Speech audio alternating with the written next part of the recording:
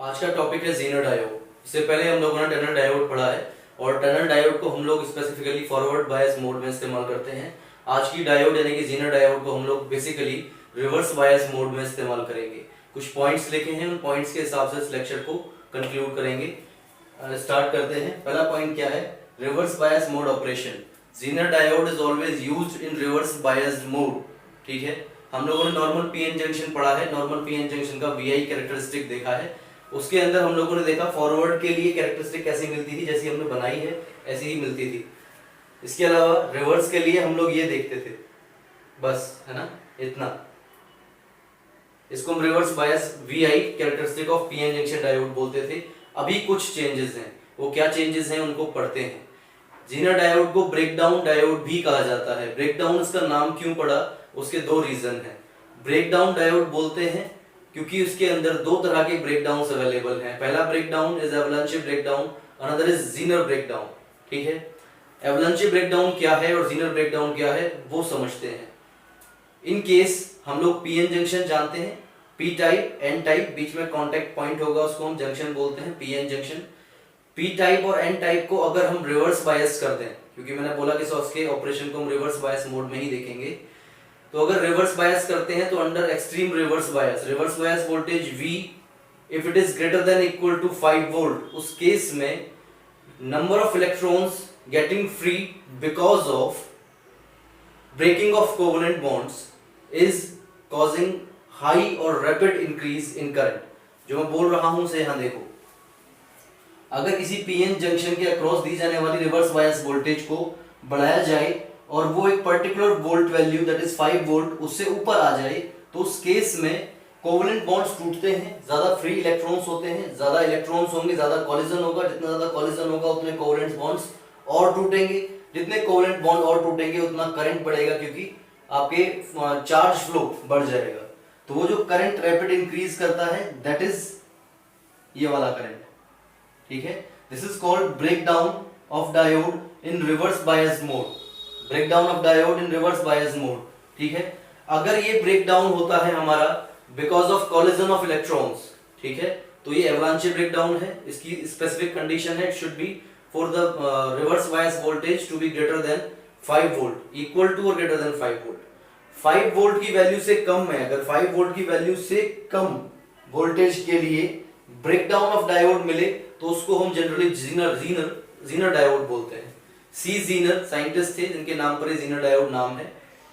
Zener breakdown में क्या होता है? जीनर ब्रेकडाउन के अंदर रिवर्स बायस बहुत ज्यादा होने की वजह से आपका जो पीएन जंक्शन है उसके अक्रॉस जो आपको डिप्लीशन रीजन मिलता है वो बहुत बढ़ जाएगा और उसका एक अपना अपोजिट पोलैरिटी का इलेक्ट्रिक फील्ड होगा। इलेक्ट्रिक फील्ड जो है वो कॉज करेगा कि आपका रिवर्स बायस में करंट एब्रप्टली इंक्रीज करे, उसे हम बोलेंगे, उस ब्रेकडाउन को हम बोलेंगे जीनर ब्रेकडाउन। ठीक है, जीनर ब्रेकडाउन दो तरह के सेमीकंडक्टर्स हम लोग जनरली यूज करते हैं या पढ़ते हैं, जर्मेनियम या सिलिकॉन।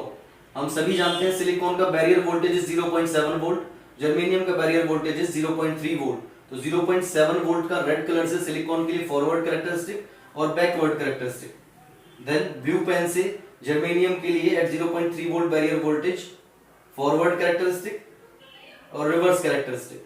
ठीक है, तो इन दोनों में जो प्रेफर किया जाएगा दैट शुड बी सिलिकॉन, क्योंकि सिलिकॉन का रिवर्स बायस में ज्यादा रिवर्स बायस वोल्टेज को विदस्टैंड कैपेसिटी हम देख सकते हैं, है ना।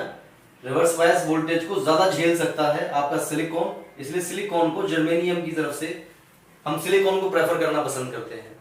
किस केस में? जब हमें जीनर डायोड बनानी है तो मटेरियल क्या होना चाहिए? Silicon for better results. ठीक है, आगे के पॉइंट्स देखते हैं। ब्रेकडाउन वोल्टेज क्यों कहते हैं? क्योंकि दो तरह के ब्रेकडाउन है, एक एवलांचे और दूसरा जीनर। इन दोनों ब्रेकडाउन में भी हमें ये याद रखना है कि दोनों ब्रेकडाउन एक साथ भी हो सकते हैं। दोनों में से पहला यानी कि एवलांचे हो सकता है सिर्फ इंडिपेंडेंटली, या दूसरा जीनर इंडिपेंडेंटली हो सकता है। जैसे मैंने कहा ये दोनों इंडिपेंडेंटली भी हो सकते हैं और साथ साथ भी हो सकते हैं, इसके लिए कोई स्पेसिफिक कंडीशन नहीं है। बस याद रखना है कि एवलांचे ब्रेकडाउन 5 वोल्ट्स और अपर वैल्यूज के लिए होगा और zener breakdown less than 5 volt के लिए होगा। उसके आगे चलें। C Zener was the scientist who decided कि इसका नाम जीनर वोल्टेज होना चाहिए, जीनर करंट होना चाहिए, जीनर ब्रेकडाउन होना चाहिए, और डायोड को हम जीनर डायोड बोलेंगे। ठीक है, वो value of knee voltage, that value of knee voltage for which, ये वाली वैल्यू जिसके लिए current increases abruptly in reverse bias mode is called Zener voltage. Zener voltage for silicon ये है और जीनर वोल्टेज फॉर जर्मेनियम ये रहेगी। Clear है?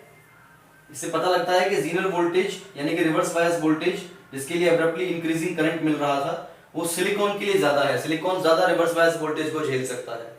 ठीक है, ये करंट रिवर्स सैचुरेशन करंट जो VZ के लिए मिला है, VZ की कॉरेस्पॉन्डिंग मिलने वाला current is called Zener current. Zener voltage, Zener current, Zener voltage, Zener current, ये दोनों टर्म्स मिली बिकॉज ऑफ सी जीनर। एक और पॉइंट है जीनर इंपिडेंस। जीनर इंपिडेंस क्या होगा? हम लोग सभी जानते हैं इंपिडेंस क्या होता है। Impedance is Z is equal to R plus JX या फिर total voltage upon total current. तो मैं जीनर इंपिडेंस को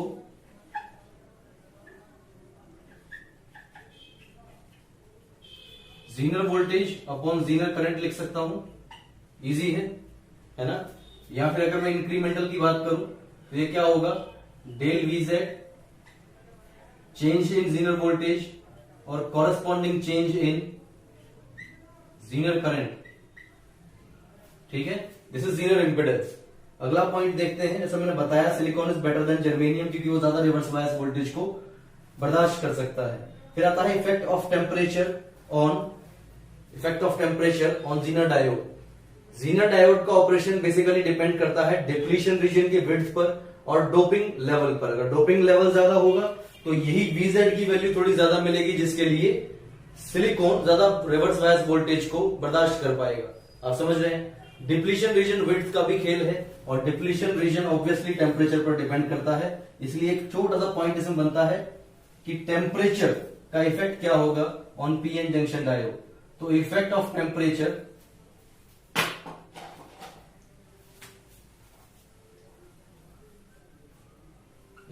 टेम्परेचर के लिए हम एक टेम्परेचर कोफिशिएंट डिफाइन करते हैं और वो टेम्परेचर कोफिशिएंट क्या होगा, डेल VZ मींस जितना चेंज आया वोल्टेज जीनर वोल्टेज में कितने टेम्परेचर के कॉरेस्पॉन्डिंग आया था वो चेंज इन टेम्परेचर, और VZ this is going to decide the temperature coefficient जो ये बताएगा कि जीनर डायोड के ऑपरेशन पे कितना फर्क पड़ने वाला है because of change in temperature. तो ये मेरी जीनर डायोड है। ये चीज क्लियर समझ में आ रही है, ऑपरेशन समझ में आ गया। फॉरवर्ड कैरेक्टरिस्टिक जैसी किसी भी PN जंक्शन डायोड की फॉरवर्ड कैरेक्टरिस्टिक होती है वैसी है। रिवर्स कैरेक्टरिस्टिक में ब्रेकडाउन होता है। PN जंक्शन डायोड का कैरेक्टरिस्टिक यहां खत्म हो जाएगा या फिर सिलिकॉन के लिए यहां खत्म हो जाएगा। इसके बाद करंट का abrupt increase, it can be because of avalanche breakdown, it can be because of zener breakdown और it can be because of both avalanche and zener breakdown. ठीक है, फिर भी इस डायोड का नाम जीनर ही होता है क्योंकि इसे जिसने बनाया, जिसने इसकी खोज की, डिस्कवरी की, वो कौन था? सी जीनर साइंटिस्ट था, उसका नाम सी जीनर था। एक और पॉइंट इंटरेस्टिंग है, ये इसका सिंबल है। ये सभी आप लोगों ने अभी तक देख लिया होगा, सब लोगों ने। ये इसका सिंबल है। जनरली हम पॉजिटिव यहां दिखाते थे PN जंक्शन डायोड के लिए, इस पार्ट को P दिखाते थे, इसको N दिखाते थे, इसमें अपोजिट लिया है क्योंकि इसका नॉर्मल ऑपरेशन अपोजिट है। PN जंक्शन में नॉर्मल ऑपरेशन हमें जो मिलता है वो that is in forward bias mode, है ना। इस केस में नॉर्मल ऑपरेशन कहां मिलता है? रिवर्स बायस मोड में। तो नॉर्मल ऑपरेशन क्योंकि रिवर्स बायस मोड में मिलता है, अपोजिट है, तो पोलैरिटीज भी अपोजिट ली जाती हैं बाय डिफॉल्ट। जब भी जीनर डायोड पढ़ेंगे तो इसको पॉजिटिव कैथोड और एनोड भी बोल सकते हैं। This is cathode, this is anode. Positive और नेगेटिव ऐसे पढ़ा जाएगा जो कि उल्टा है in comparison to normal PN junction diode. This is all about Zener diode. इससे अगले लेक्चर में हम लोग बाकी डायोड्स देखेंगे।